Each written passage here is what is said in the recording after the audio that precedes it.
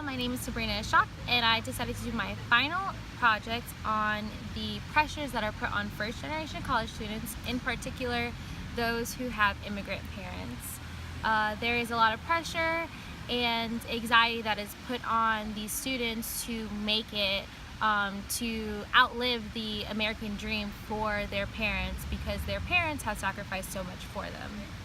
So today you will see three stories of three different Hispanic students who are put under a lot of pressure and how they overcome the pressures in their life.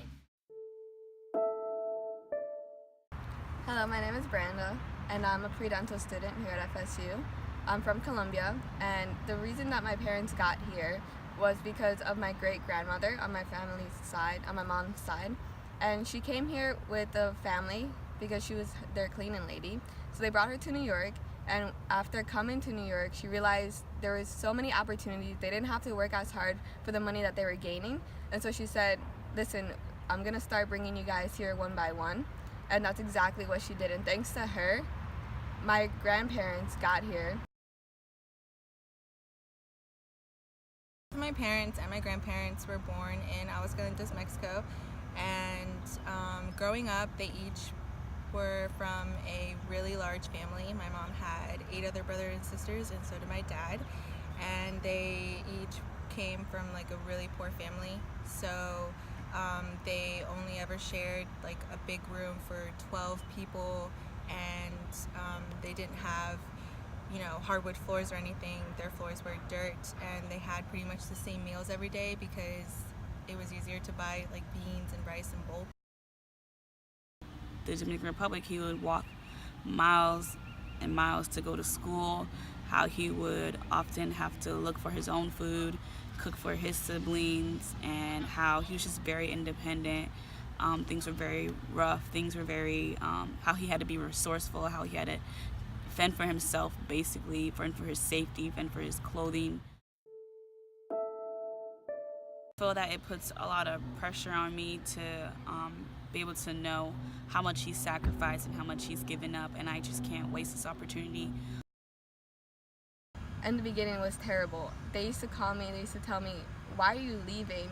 What is it? Like, why you don't like us? We have meals for you. You don't have to pay rent. All you have to do is focus on school. But I knew inside me that that wasn't true.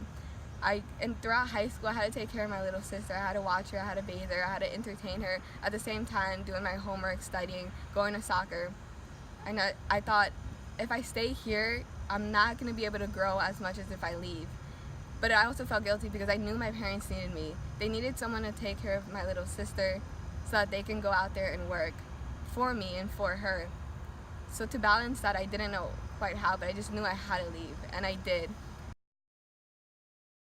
When I came to FSU, my biggest concern was just, how is my mom going to be able to handle supporting, my brothers and herself, and paying for, the rent for the apartment, which is pretty expensive.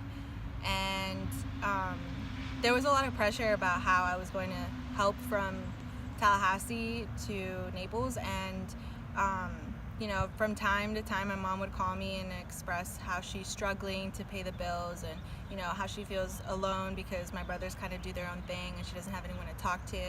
And being a single mom, I can understand why she might feel so lonely. So there was a lot of times where I felt guilty and a little bit ashamed that I just left my mom and didn't have a support system for her back home, and I was just kind of doing my own thing, being a college student.